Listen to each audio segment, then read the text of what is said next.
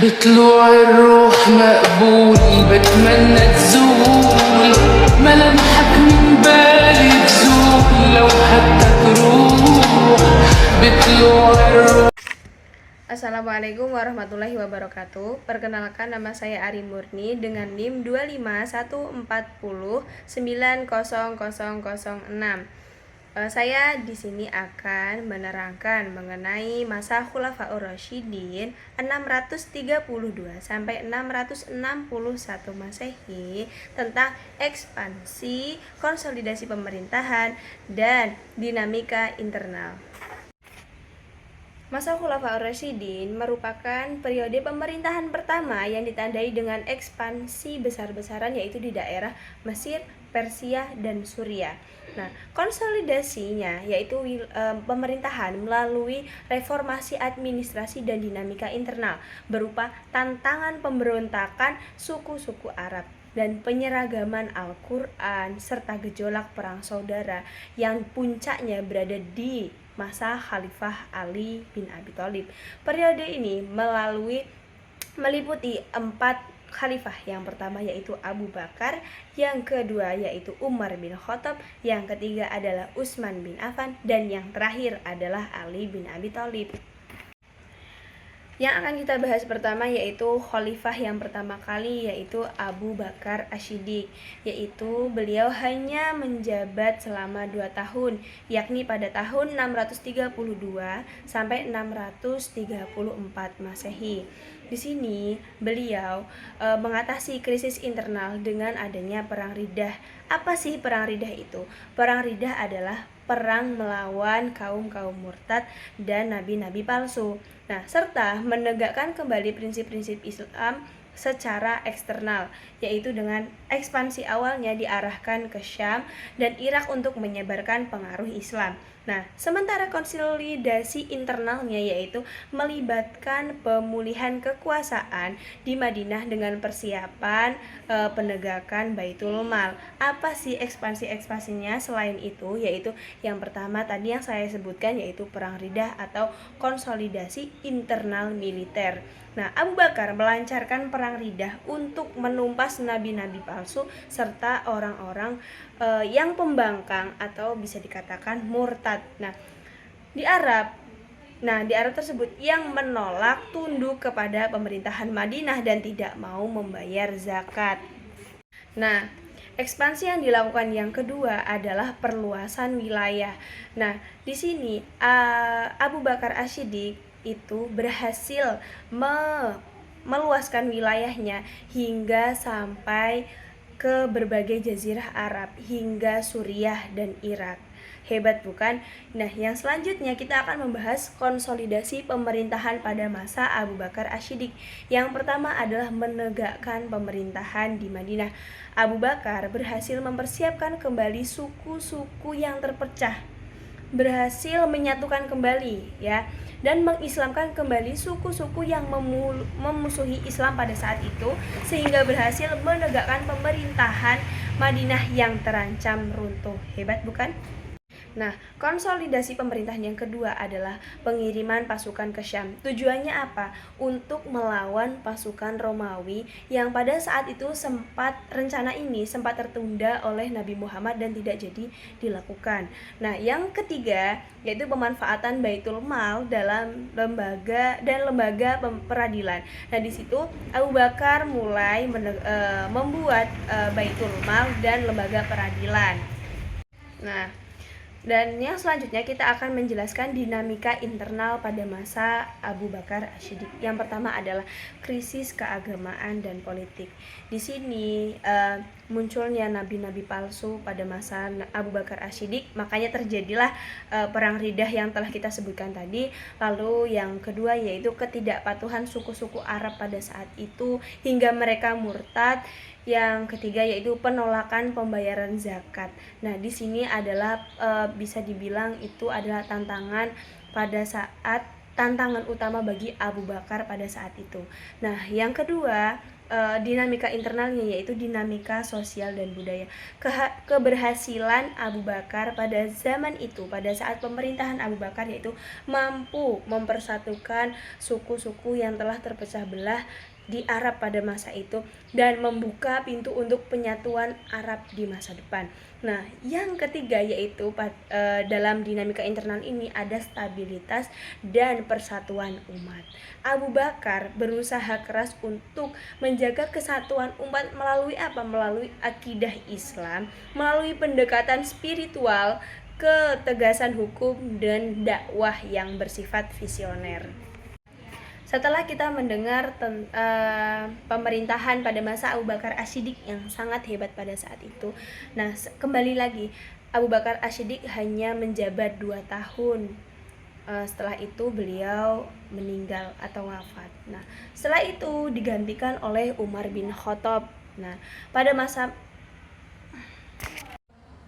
setelah kita mendengar cerita hebat tentang Abu Bakar, kita kembali lagi bahwa Abu Bakar hanya menjabat selama 2 tahun pemerintahan sebagai Khulafaur Rasyidin. Nah, pada saat itu Abu Bakar As-Siddiq meninggal pada tahun 13 Hijriyah dan beliau setelah mengalami pada saat itu sakit selama 15 hari dan beliau pada saat itu meninggal pada umur 63 tahun dan sebelum meninggal beliau tidak sempat melakukan sholat berjamaah bersama muslim-muslim yang lain, tetapi beliau mewasiatkan kepada sahabat-sahabatnya, yaitu tolong Umar bin Khattab. Beliau berpesan kepada Umar bin Khattab agar mau menggantikan beliau sebagai pemimpin atau khalifah kedua setelah beliau, dan akhirnya beliau pun wafat. Nah, pada saat Umar bin Khattab menjabat menjadi khalifah yang kedua, beliau ditandai dengan ekspansi wilayah Islam yang pesat, yaitu ke Syria, ke Persia, ke Mesir. Nah, masih sama seperti pada saat Abu Bakar As-Siddiq. Nah, konsolidasi pemerintahan melalui beliau yaitu melalui administrasi sipil, militer, dan kehakiman serta dinamika internal dalam bidang agama, ekonomi, budaya, termasuk penetapan kalender Hijriah dan pembangunan kota serta infrastruktur politik. Nah, dimulai pada masa Umar bin Khattab inilah kita mengenal kalender Hijriah, bukan hanya Masehi. Nah, apa sih ekspansinya selain itu? Nah, kita akan menyebutkan yang pertama yaitu ekspansi wilayahnya. Yang pertama adalah penaklukan besar, yaitu Umar memimpin ekspansi wilayah Islam sangat luas dan cepat. Penaklukan wilayah-wilayah tersebut seperti yang pertama Syria, Palestina. Nah, yang ketiga yaitu Persia, yang keempat ada Mesir. Di sini beliau juga membentuk peran panglima, yaitu komandan militer seperti Khalid bin Walid, Amr bin As, Sa'ad bin Abi Waqqas memimpin penaklukan wilayah-wilayah besar tersebut. Nah, apa sih konsolidasi pemerintahannya? Nah, di sini konsolidasi pemerintahannya beliau membentuk sebuah departemen kepemimpinan, yaitu departemen penting ini seperti kepolisian, pengadilan, ketentaraan, dan pembendaharaan negara, atau bisa kita sebut pada masa Abu Bakar pada saat itu yaitu Baitul Mal. Nah, yang kedua yaitu ada pembagian wilayah pada masa konsolidasi pemerintahan di masa Umar bin Khattab ini, yaitu pembagian wilayah. Nah, pembagian kekuasaan ini dibagi menjadi provinsi masing-masing dipimpin oleh seorang gubernur. Nah, yang diangkat oleh khalifah serta distrik-distrik dan subdistriknya. Nah, yang ketiga itu ada sistem administrasi. Pada sistem administrasi ini beliau sudah berkembang menerapkan suatu sistem yang sudah berkembang di Persia pada masa itu. Nah, termasuk gaji pegawai dan pembentukan kesatuan tentara. Nah, di sini beliau melakukan memberikan gaji kepada pegawai yang mengurusi administrasi dan pembentukan kesatuan ketentaraan. Dan yang keempatnya yaitu lembaga pengawasan. Beliau di sini membuat lembaga pengawasan dengan mendirikan lembaga hisbah untuk pengawasan pasar, kontrol timbangan dan takaran serta menjaga tata tertib umum. Nah, di sini terkenal pada masa Umar waktu itu terjadi ketika menimbang ada yang kurang, ketika pasar tersebut kadang terjadi kecurangan. Nah, pada saat itu juga beliau mendirikan dinamika internalnya, itu juga termasuknya banyak. Termasuknya yang pertama yaitu penerapan etika kepemimpinan. Nah,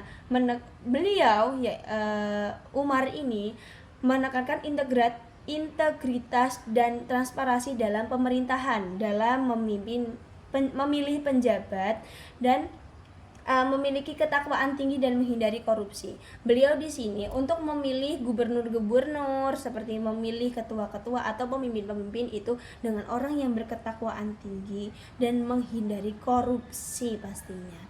Nah, yang kedua, dinamika internal pada masa Umar bin Khattab yaitu pembangunan infrastruktur.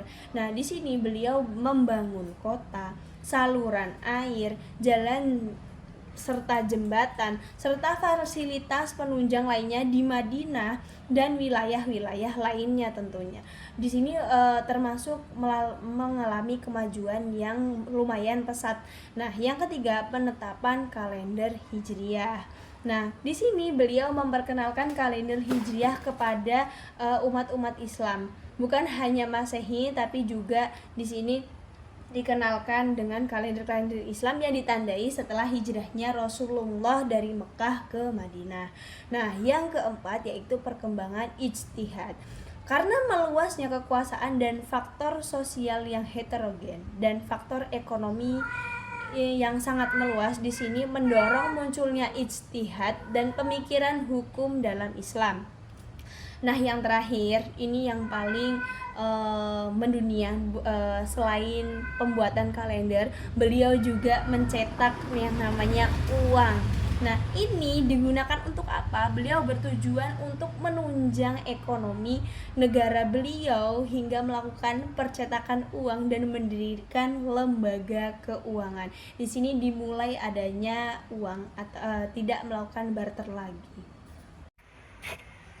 Nah, jadi pada masa Umar bin Khattab ini menjabat selama kurang lebih itu 10 tahun, yaitu dari 634 sampai 644 Masehi beliau menjabat sebagai khalifah kedua setelah Abu Bakar. Nah, di sini kronologisnya beliau meninggal pada saat beliau sedang sholat subuh di Masjid Nabawi dan beliau ditikam oleh seorang budak Persia bernama Abu Lu'lu'ah. Nah, setelah beliau meninggal, akhirnya para sahabat pun bingung untuk mencari pengganti khalifah atau menggantikan seorang pemimpin setelah Umar bin Khattab ini meninggal. Nah, akhirnya mereka bermusyawarah di situ dan terpilihlah seorang Utsman bin Affan untuk dijadikan seorang pemimpin dan khalifah ketiga. Kenapa? Karena beliau dikenal dengan orang yang lembut dan orang yang sangat sabar. Nah, di sini beliau menjadi pemimpin atau menjadi khalifah ketiga setelah Umar bin Khattab.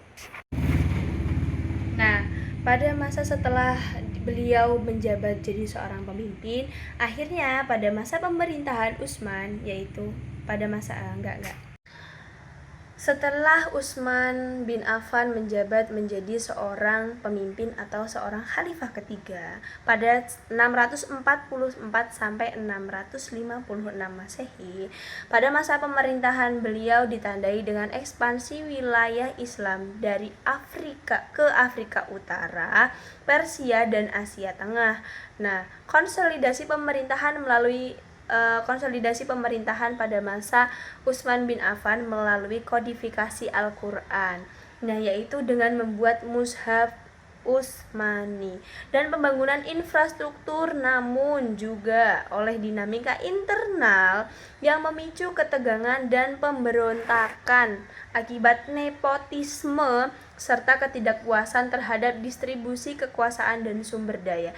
Nah, di sini terjadilah konflik-konflik masyarakat terhadap pemerintahan Utsman bin Affan. Nah, sebelum itu mari kita membahas mengenai ekspansi wilayah atau ekspansi militer pada masa Utsman bin Affan. Yang pertama, beliau memperluas kekuasaan. Nah, pada saat khalifah ini, kekhalifahan Utsman bin Affan, nah Islam berkembang pesat, meluas ke berbagai wilayah seperti Afrika Utara, Anatolia, Asia Tengah, Azerbaijan, dan beberapa pulau seperti Cyprus dan Rhodes. Nah, yang kedua, sangat luas banget sebelumnya, ini sangat luas sekali ya. Nah, yang kedua, beliau juga meningkatkan sumber daya.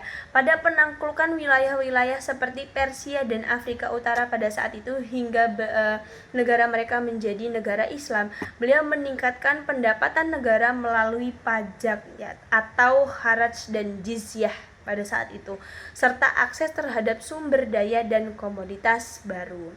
Nah, di sini beliau melakukan pembayaran pajak melalui pajak dengan pendapatan negara tersebut.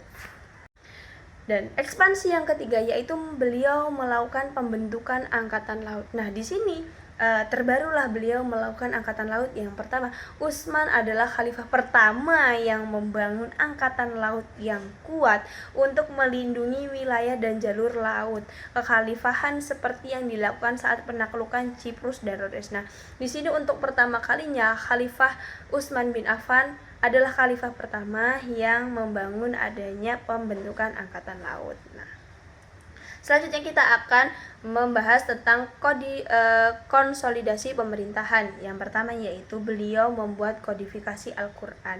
Salah satu pencapaian terbesar seorang Utsman bin Affan yaitu kodifikasi Al-Quran yang seperti yang kita kenal sekarang yaitu Mushaf Utsmani. Kenapa beliau membuat mushaf tersebut?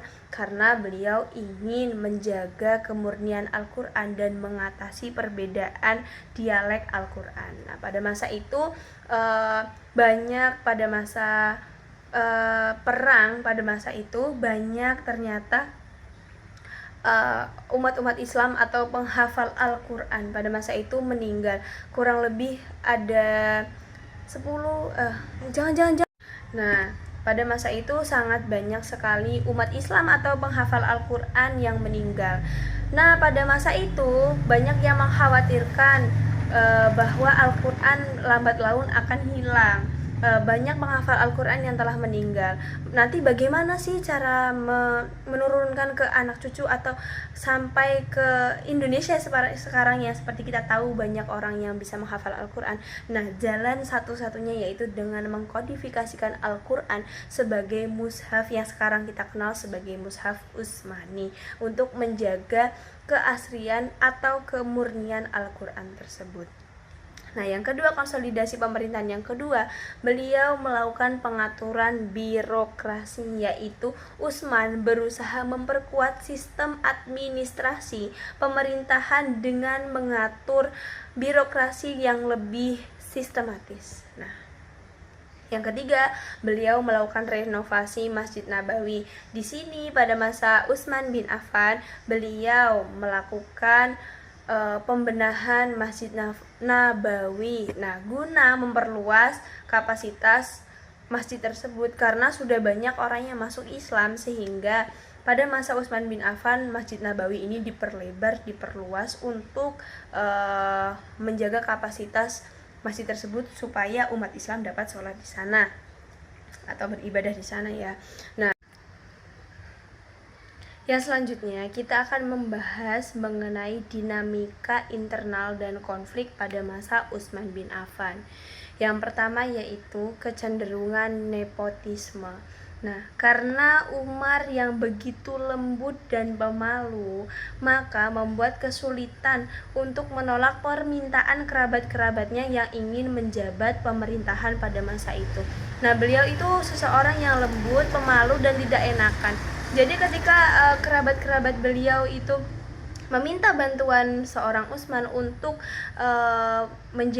ikut menjadi pemimpin pada masa itu atau ikut menjabat menjadi bawahan-bawahannya seorang Utsman, beliau tetap mengiyakan, beliau membolehkan. Maka dari itu banyak di sana umat Islam yang seperti kenapa harus keluarga-keluarganya yang masuk pada pemerintahan tersebut. Nah, di sini terjadilah konflik-konflik di masyarakat. Nah, yang kedua, yaitu munculnya ketegangan dan pemberontakan. Kebijakan Utsman memberikan kekuasaan dan jabatan pada kerabat-kerabat beliau dari Bani Umayyah menimbulkan ketegangan serius dan kemarahan dari masyarakat Arab yang akhirnya memicu pemberontakan.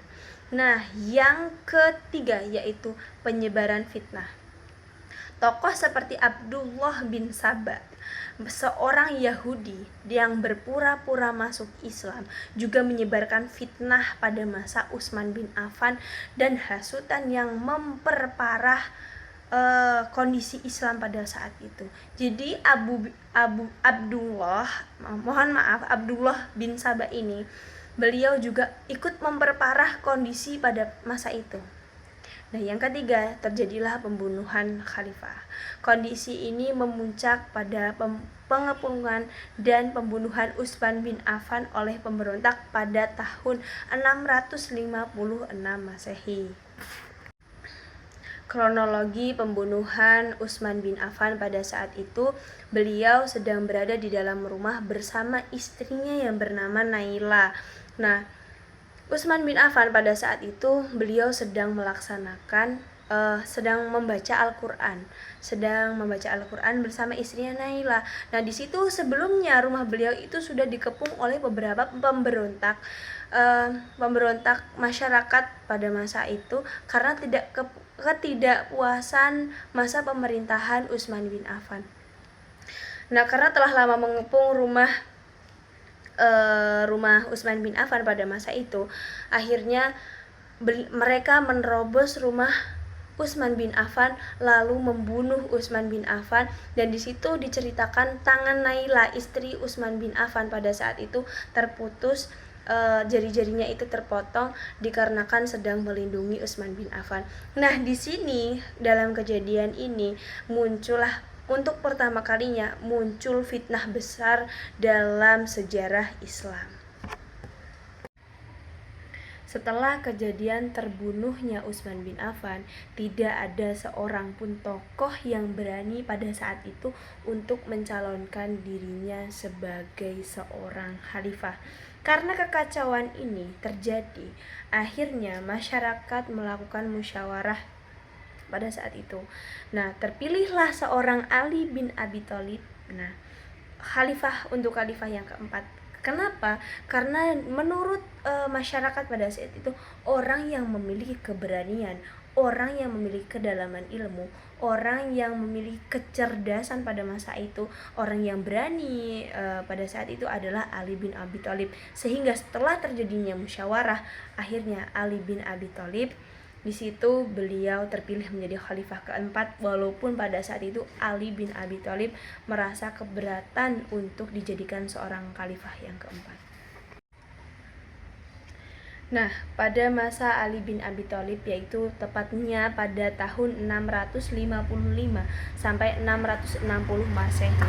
Nah, pada masa Khalifah Ali bin Abi Thalib ini diwarnai dengan upaya konsolidasi pemerintahan dengan reformasi ekonomi dan keadilan. Tetapi terhambat dinamika internal berupa fitnah dan konflik internal, serta minimnya ekspansi. Karena terfokus pada penyelesaian gejolak internal, Ali berupaya memperkuat Baitul Mal, menindak korupsi, dan menegakkan keadilan, namun berhadapan dengan pemberontakan yang menyebabkan adanya Perang Jamal, Perang Siffin, dan Perang Nahrawan, serta munculnya faksi-faksi seperti kelompok Muawiyah, Syiah, dan Khawarij.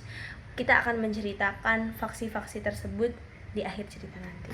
Nah, di sini kita akan menceritakan ekspansi pada masa Ali bin Abi Thalib. Nah, di sini beliau tidak terlalu melakukan ekspansi karena beliau fokus lebih banyak pada penyelesaian konflik yang terjadi sebelum Utsman bin Affan pada saat itu wafat. Nah, yang meluas seperti periode kekhalifahan Ali bin Abi Thalib ini tidak diwarnai dengan ekspansi wilayah yang signifikan. Beliau tidak melakukan penyebaran Islam di luas-luas wilayah karena yaitu beliau menyelesaikan konflik yang terjadi sebelum Utsman bin Affan tersebut meninggal dan digantikan oleh Ali bin Abi Thalib. Karena ketidakbanyakan ekspansi pada masa Ali bin Abi Thalib, kita akan menceritakan konsolidasi pemerintahan pada masa Ali bin Abi Thalib. Nah, yang pertama beliau melakukan reformasi keuangan dan ekonomi. Ali melakukan pembenahan Baitul Mal atau kas negara dengan mengembalikan menjadi pengelolaan negara.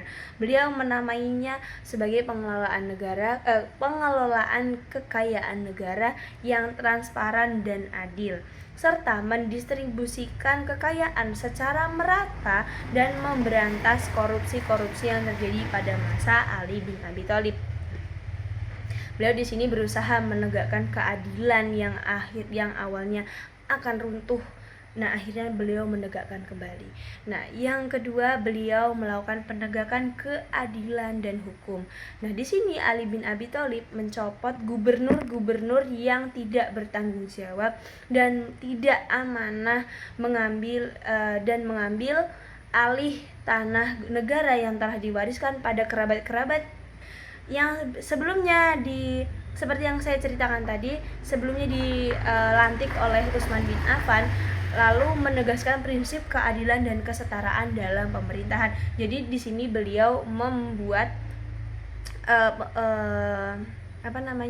membuat suatu ketetapan bahwa semua yang menjabat di pemerintahan tidak harus kerabat-kerabat yang dekat, tidak harus keluarga, tapi semuanya golongan boleh menjabat pada pemerintahan tersebut, dan beliau melakukan kesetaraan pada masyarakat lain juga. Nah, yang ketiga, beliau mengembangkan ilmu pengetahuan.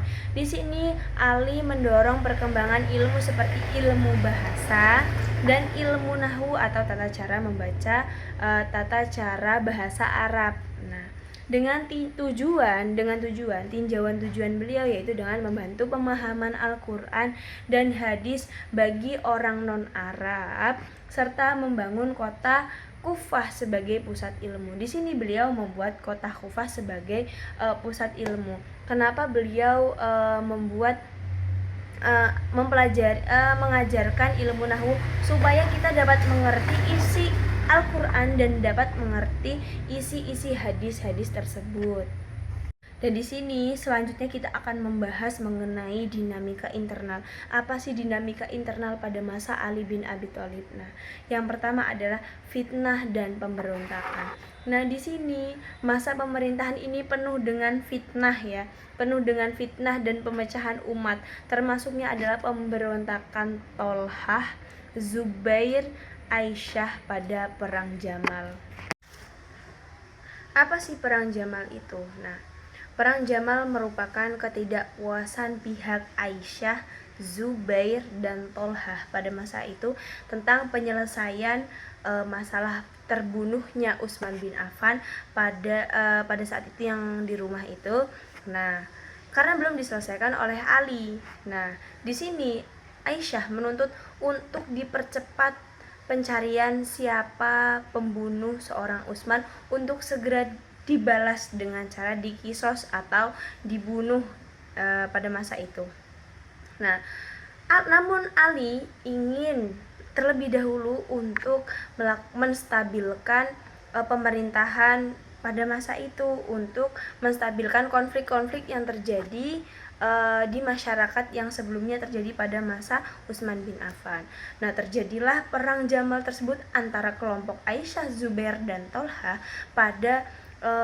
pada pasukan Ali pada saat itu dan dimenangkan oleh Ali. Nah, di sini merupakan peristiwa perpecahan terbesar di masa Ali bin Abi Thalib di dunia Islam pada saat itu. Perang Jamal ini kenapa dinamakan Perang Jamal? Karena sesuai dengan unta yang dilumpuhkan oleh kelompok Ali, unta yang ditunggangi oleh Aisyah. Dan bagaimana murni keadaan Aisyah pada saat itu? Nah, pada saat itu Aisyah akhirnya ditawan oleh kelompok Ali, namun tetap diperlakukan secara sopan santun, diperlakukan secara terhormat, dan setelah itu dikembalikan lagi ke Madinah. Setelah dikembalikan ke Madinah, beliau juga diberikan beberapa perempuan untuk menjaga Aisyah. Nah, setelah itu yang kedua, dinamika internal yang kedua, yaitu terjadilah perang Siffin dan Tahkim. Nah, disinilah konflik berlanjut dan Muawiyah dalam peperangan Siffin yang berakhir di tahkim atau arbitrase, namun tidak menyelesaikan masalah, justru memicu munculnya Khawarij. Nah, sebelumnya, apa itu sih perang Siffin? Perang Siffin merupakan perang yang dilakukan oleh Muawiyah dan Ali bin Abi Thalib karena ketidakpuasan Muawiyah, dan beliau melakukan penolakan karena seorang Ali bin Abi Thalib diangkat jadi seorang khalifah. Nah, di sini Muawiyah di situ juga merasa tidak puas. Kenapa harus Ali bin Abi Thalib yang menjadi khalifah setelah Utsman bin Affan? Setelah itu, karena ketidakpuasan Muawiyah tersebut terhadap Ali, akhirnya Muawiyah melakukan meminta melakukan peperangan terhadap kelompok Ali. Nah, yang dinamakan pada saat ini yaitu perang Siffin atau perang saudara. Ya, pada saat itu di tengah peperangan, Muawiyah mengangkat Al-Quran di atas ujung tombak yang menandakan perdamaian antara pasukan Ali dengan pasukan Muawiyah. Tidak melakukan perdamaian begitu saja. Akhirnya kelompok Muawiyah dan kelompok Ali melakukan arbitrase. Nah, di sini Muawiyah membawa seorang sebagai perwakilannya, yaitu bernama Amr bin As, dan dari kelompok Ali, nah beliau membawa seseorang juga bernama Musa al-As'ari. Nah, di sini dengan kelicikan Amr bin As, akhirnya kelompok Muawiyah di situ mendapatkan keberuntungan, sedangkan Ali itu dirugikan, walaupun akhirnya di sana itu tidak ada yang menang. Nah, setelah terjadinya tersebut, muncullah faksi-faksi atau aliran-aliran. Nah, akibat konflik tersebut, umat Islam terpecah menjadi 3 golongan. Yang pertama pendukung Muawiyah, yang kedua golongan Syiah, dan yang ketiga yaitu golongan Khawarij. Nah, golongan Muawiyah ini adalah golongan yang mengikuti jejak Muawiyah, sedangkan golongan Syiah yaitu golongan yang masih percaya dan yang masih kukuh kepada Ali bin Abi Thalib, yang masih membela Ali bin Abi Thalib pada saat itu. Dan kelompok Khawarij adalah kelompok yang tidak memilih Ali dan tidak memilih Muawiyah. Nah, kelompok-kelompok Khawarij inilah yang menjadi akhir hayat seorang Ali bin Abi Thalib. Nah, setelah terjadinya arbitrase antara Muawiyah yang menjadikan Islam menjadi 3 golongan, yaitu golongan Muawiyah, golongan Syiah, dan golongan Khawarij. Nah, beliau akhirnya terbunuh oleh golongan Khawarij yang tidak memilih antara golongan Ali ataupun Muawiyah. Nah, di sini pada saat itu kronologinya, seorang Ali bin Abi Thalib sedang sholat di Masjid Agung Kufah. Beliau sedang sholat subuh pada saat itu pada 19 Ramadan 40 Hijriah. Beliau dibunuh oleh seseorang dari golongan Khawarij bernama Abdurrahman bin Muljam. Nah, tragisnya Abdurrahman bin Muljam tersebut memukul kepala Khalifah Ali bin Abi Thalib menggunakan pedang yang beracun, yang akhirnya membuat Ali bin Abi Thalib wafat pada tanggal 19 Ramadan 40 Hijriah. Di situ, setelah runtuhnya Khalifah Ali bin Abi Thalib, muncul kerajaan-kerajaan ataupun yang namanya bani-bani yang kita kenal seperti Bani Umayyah, Bani Abbasiyah, dan lain-lainnya. Baiklah teman-teman, itu tadi cerita tentang masa Khulafaur Rasyidin pada 632 sampai 661 Masehi. Nah, ini akhir dari cerita kita. Kita pelajari dari 4 Khulafaur Rasyidin hebat kita, yaitu dari Abu Bakar Asy-Siddiq, Umar bin Khattab, Utsman bin Affan, dan yang terakhir yaitu Ali bin Abi Thalib. Mungkin itu aja. Itu tadi pembelajaran sedikit dari saya. Semoga dapat bermanfaat. Kurang lebihnya saya mohon maaf. Saya pamit undur diri. Saya akhiri. Wassalamualaikum warahmatullahi wabarakatuh. Dadah.